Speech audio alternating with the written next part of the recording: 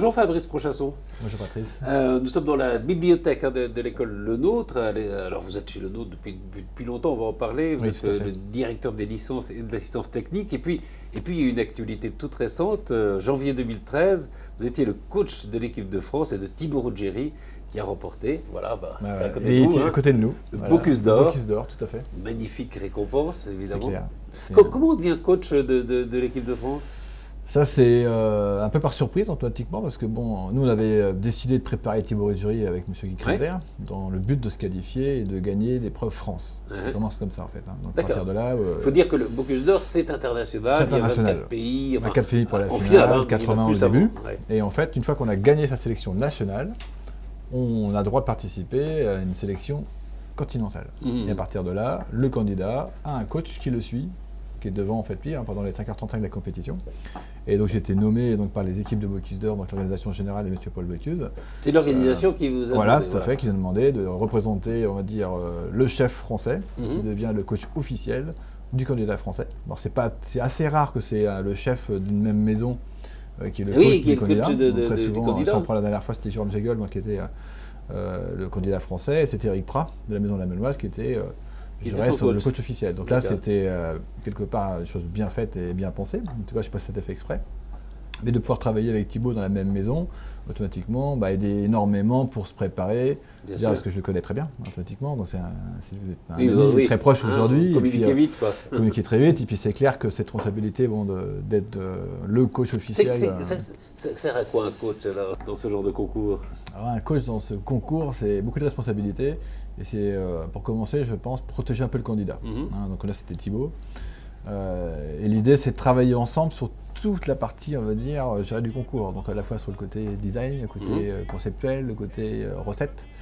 Après, gérer tout ce qui est média, parce qu'automatiquement, il y a des demandes de partout. Bien sûr. Donc, le coach, il est un peu là pour dire, attendez, là, attention, on va prendre, regarder ce qu'on peut dire, pas dire. Et puis, après, tout ce qui est partenariat. Donc c'est vraiment très très large. Je dirais, en gros, c'est une sorte de nounou qui est là pour veiller sur le candidat. C'est à la fois psychologique, technique. En même temps, je dirais, c'est apprendre à gouverner tout seul un gros paquebot, qui est une sorte d'avion. Donc en fait, on est là, on a des voyants de tous les côtés au départ. Ça clignote beaucoup de rouge, beaucoup d'orange, il n'y a pas beaucoup de vert. Et puis à la fin, en fait, le coach, il doit laisser pratiquement l'avion tout vert, se sauver. Et c'est Thibaut qui reprend l'avion tout seul et qui va le poser, et le 30 janvier, il a gagné. Donc c'est un peu ça.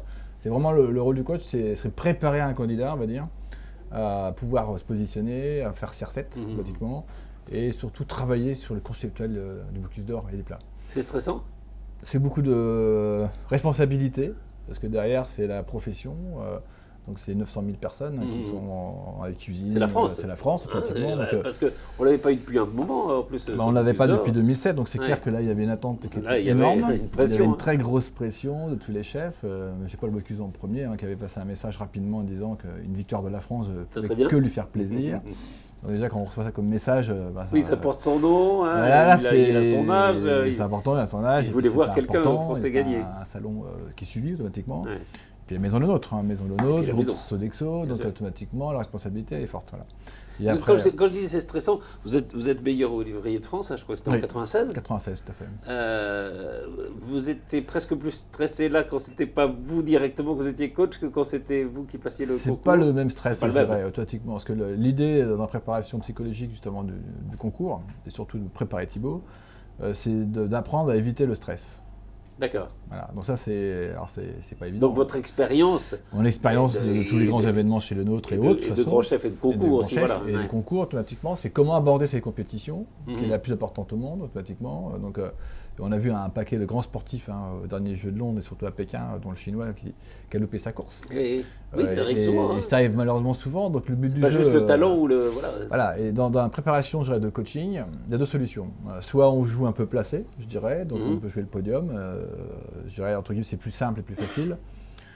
Je pense qu'on aurait pu jouer comme ça, où là on a beaucoup moins de difficultés, ou on essaye de gagner. Où on dit, avec le Thibaut, en tapant dans la main, après maintes réflexions pendant 4 semaines, comme qu'on a reçu le sujet, qu'est-ce qu'on fait? Est-ce qu'on veut y aller pour faire quelque chose, pour monter sur le podium, ou chercher la victoire? Et une fois qu'on s'est engagé et qu'on a signé, on est d'accord, on cherche la victoire, on souffre ensemble. Voilà. Donc c'est ce qu'on a fait. Et c'est clair que nous, on n'est pas partis comme des sauvages, entre guillemets, sur sur le filet de bœuf irlandais, en cuisine, travailler et faire des centaines de filets de bœuf, hein, des garnitures, des frites, tout ce qu'on voulait derrière. Nous, on a travaillé sur le côté vraiment conceptuel du plat, avec des recettes. Moi, j'ai vu j'ai pas dessins, goûté, hein, mais j'ai vu les images, voilà. c'est sublime. Donc c'est clair qu'on a choisi rapidement le thème de Versailles, parce qu'on devait vraiment présenter un Voilà, plat. il fallait que ça représente la France. C'est la France. Quelque chose qui soit assez facilement identifiable comme étant la France. Voilà, rapidement. La France. Pour que quand le plat sorte de la cuisine, du box automatiquement, c'est que les jurys qui vont voir passer le plat disent c'est vraiment la France. Alors, vous parliez de Jeux Olympiques, de sport. Oui. D'abord, vous êtes un sportif. Oui, vous aimez la compétition, hein, tout vous à êtes fait, un compétiteur. depuis petit. Ouais. De l'athlétisme, hein, vous disiez. Athlétisme beaucoup, pêche de compétition. Pêche de compétition, vous en faites encore, ça? J'en fais encore. J'étais champion du Loiret à 3 ans. Et en plus, alors vous avez beaucoup travaillé pour le nôtre, oui. Pour des grands événements sportifs, des Jeux Olympiques notamment. Alors j'ai une très grande expérience justement sur les grands événements sportifs, on va dire, au monde entier. J'ai eu la chance, on va dire, à travailler par la Maison de la Nôtre, naturellement. Donc mon premier grand événement, c'était l'organisation de la Coupe du Monde de football en France. En France, en 98. 98, j'étais chef de cuisine avec Christian Lacour. On gérait les 10 stades. J'ai dû faire 52 matchs, je crois, sur les 65. C'est 18 mois, 24 mois avant. On travaille sur le papier complètement. On écrit le fonctionnement, de comment travailler, comment on va produire, qui on va choisir pour nous aider. Après, c'est briefer les bonnes équipes automatiquement, faire les castings. Et après, c'est y croire. Donc, c'est-à-dire automatiquement, quand vous allez arriver un matin la finale de la Coupe du Monde, on a 22 000 couverts et 15 000 après le match, vous voyez. Si on n'y croit pas, déjà c'est difficile. Donc déjà, il faut être entre guillemets un leader, mais sans écraser les gens. C'est plutôt un leader qui va faire que les gens vont vous suivre parce qu'ils y croient. Ils ont envie de vous faire plaisir, mais surtout plaisir au client. Ça, c'est la devise de Gaston Lenôtre. C'était toujours le client. On a fait sur les autres, dites-vous, c'est un de mes petits.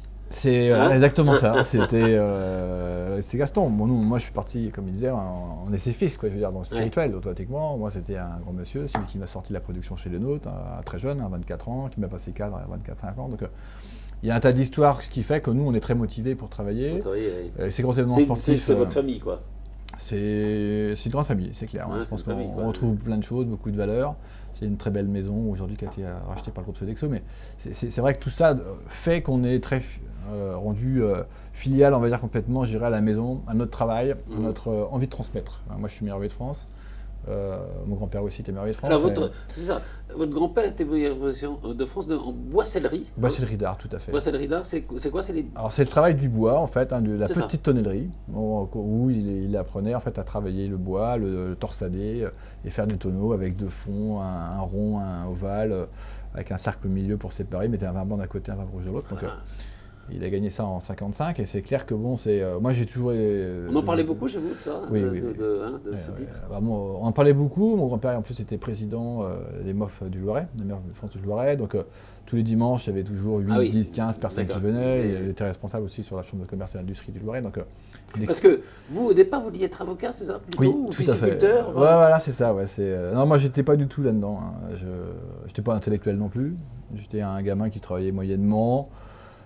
Qui apprenait bien mais sans travailler. Voilà, entre guillemets, j'avais une moyenne très, très classique, 13,5, 14. Bon, et c'est vos parents qui ont dit il faut un métier, quoi. Hein. C'est ma maman. Ma maman elle a dit tu n'iras pas faire des études et tu iras travailler. Il faut travailler, quoi. Ils avaient un peu peur. Peut-être. Pour vous, non, c'est ça? Peut-être. Non, puis c'était des ouvriers, mais mes parents étaient artisans. Donc, voilà, donc ils avaient envie que vous gagniez de la. Dans la campagne, dans le Loiret, ce qui est important, c'est d'avoir un métier vite, travailler et pas attendre. Voilà. Bon, les études, c'était pas encore complètement acquis. Aujourd'hui, c'est un peu différent, certainement. Et donc ma mère a téléphoné à Blois, m'a inscrit et je suis passé les examens et les oraux. Bon, je sais pas trop quoi raconter comme histoire parce que de toute manière, c'était pas du tout ce que je voulais faire. Oui. Et je l'ai pris quand même. Et puis du coup, j'ai fait un CAP de cuisine, un BEP de cuisine, un bac. Vous avez été assez vite remarqué, hein? Rapidement, ouais. Très rapidement. Moi, j'ai été pris rapidement dans des belles maisons. Je suis rentré chez Lenôtre en 88 aussi. Oui, vous êtes assez vite rentré chez Lenôtre. Rapidement, après l'armée. C'est l'armée, en fait, je me suis fait repérer par Gaston et ses chefs. Et je suis rentré chez Lenôtre et je veux dire, très rapidement, je suis passé d'ouvrier à assimiler cadre, après cadre rapidement. Il voulait déjà que vous passiez le concours de meilleur ouvrier de France un petit peu avant. J'ai refusé. La première fois, vous avez dit non, je ne suis pas prêt. C'était. J'ai refusé, parce qu'on se me voir un matin en 92 pour m'inscrire pour 93. en me disant tu t'inscris, tu passes le MOF. Et, je suis un peu rebelle, entre guillemets. Et bon, c'était clair que je le passerais parce que de toute façon, j'avais décidé, j'avais promis à mon Mais vous y êtes prêt, quoi. J'étais prêt. C'est votre côté compétiteur, ça. Ouais, tout à fait. Vous voulez gagner, quoi. Oui, c'est pas mon style, entre guillemets, de passer les concours pour s'amuser. Donc j'avais refusé de m'inscrire, mais j'étais prêt, techniquement. Donc, techniquement, oui, mais psychologiquement, voilà. Donc du coup, je m'étais entraîné sur ce MOF 93, comme commis à des candidats. Donc j'avais déjà répété un petit peu la façon de se préparer à 96. D'accord. Et je me suis inscrit le dernier jour, 31 décembre 95, pour passer 96. Ah oui. Vraiment, le tampon, c'était à 2 minutes près, ça ne passait pas. Et parce que vous aviez hésité ou... Non, parce que c'est comme ça. Ça met la pression, ouais. ça permet de se motiver, et de se rassembler après dans la tête automatiquement. Et après, bon, j'ai eu la chance de gagner l'épreuve de finale à Blois déjà. Ouais. Donc ça c'est un cours très difficile parce qu'en fait, nous on était 783 candidats, 48 en finale. Et après la finale, il faut avoir 16 sur 20, donc c'est assez énorme. Mais c'est vrai, d'avoir la première fois, c'est assez rare. C'est rare.